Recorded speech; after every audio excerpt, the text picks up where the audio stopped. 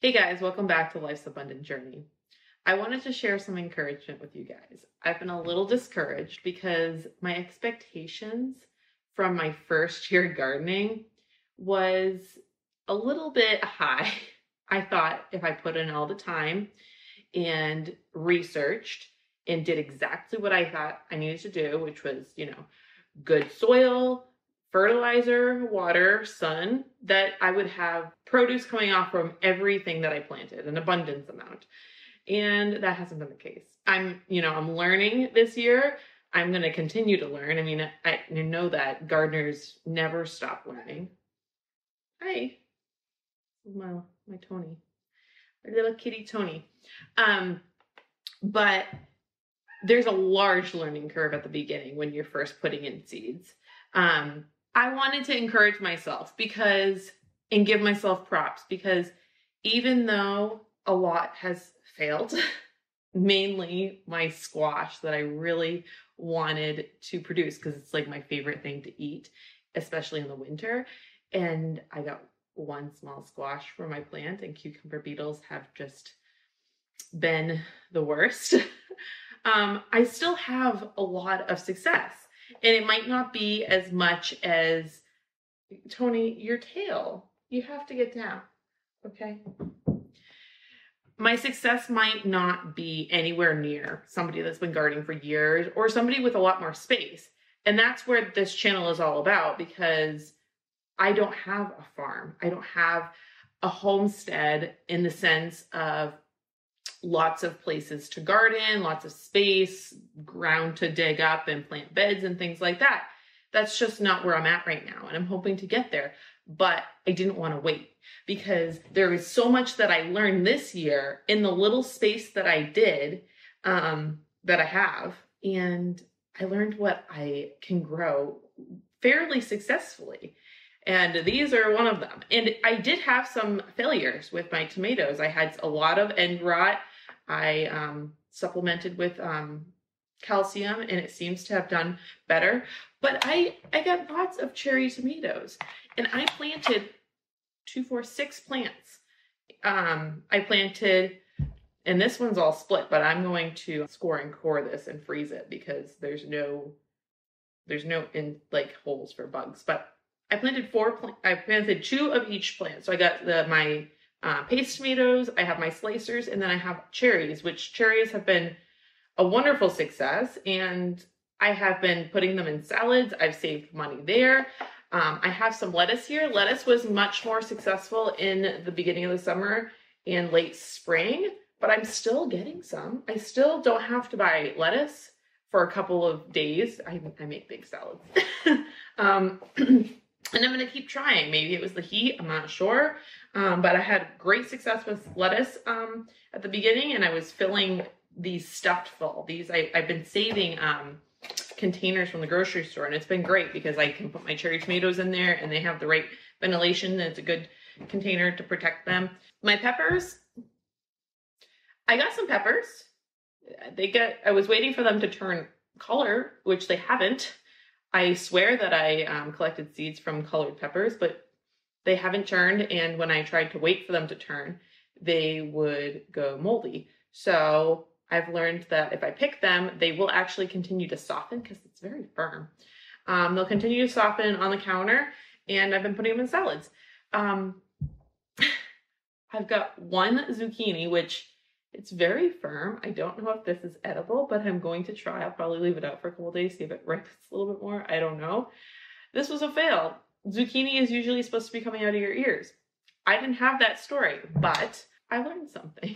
Don't transplant your zucchini after it's been there for a couple of months and it was growing successfully. Because guess what I planted there?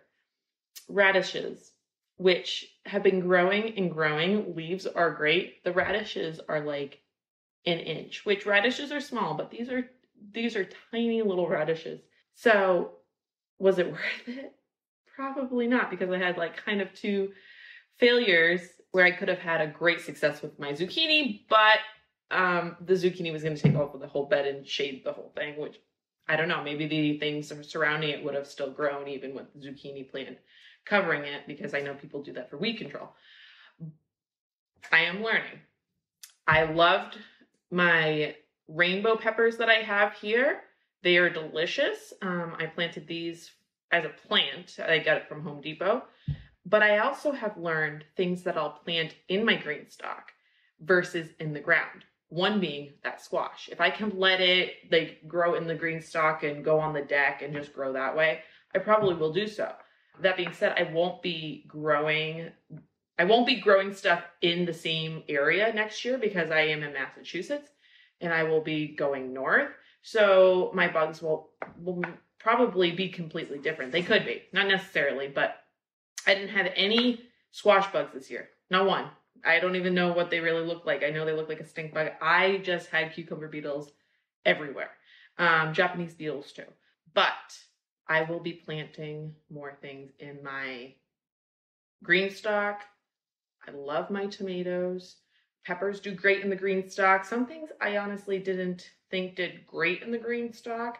Lettuce didn't seem to do great when it was planted, you know, mixed in with the peppers. Like, well, the peppers would grow tall and then it would shade the lettuce. So I might switch that up and maybe make a row of something that's not so tall and get the peppers down below so I can let my lettuce be successful in the top 2 tiers. I had great success with cucumbers in the green stock.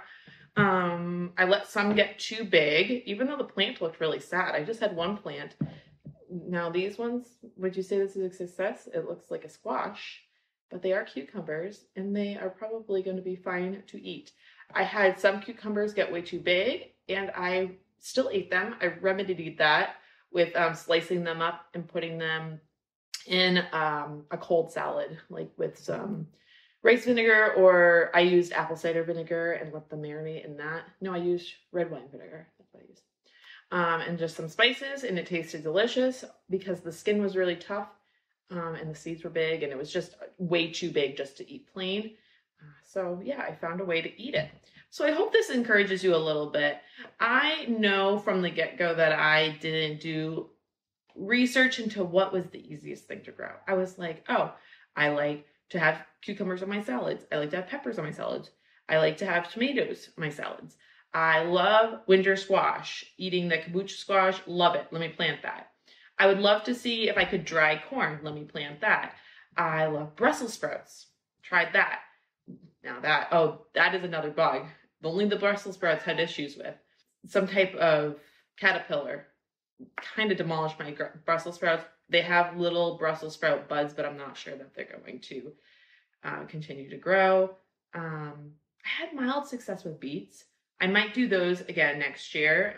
Not to say that I'm not going to do the things that I struggled with, but to really hone in on the things that I felt grew well and that I could supplement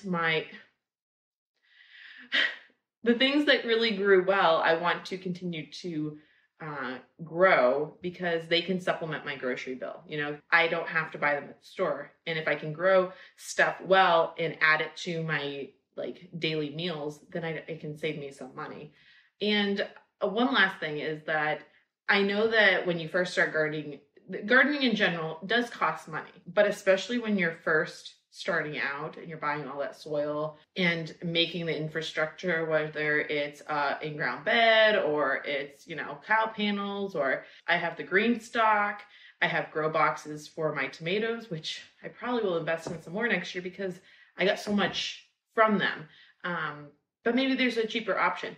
But next year, I'll just have to amend the soil. You know, I don't have to buy all of the soil. I already have my green stock. It's already loaded with dirt. So there is that encouragement for further years that it won't be so much of an investment. And I can even save seeds. Will I get the exact tomato because there's 3 different varieties next to each other? Probably not. The seeds are probably not pure. But I might give it a shot. I really liked these, but it's right next to other peppers. I don't know. But I might try. But I really did like this pepper, so I might just get those seeds and start to grow. I can save money this coming winter if I learn to successfully germinate seeds versus buying plants at the store. So there's there's always ways to try to improve, and that's what I'm trying to say here. If you have success at all, you should feel like it's a win. I hope that you guys continue to try your hand at gardening and feel the success, feel the accomplishment of even one ripe tomato, because it's delicious. I'll see you guys next time. Take care. Bye.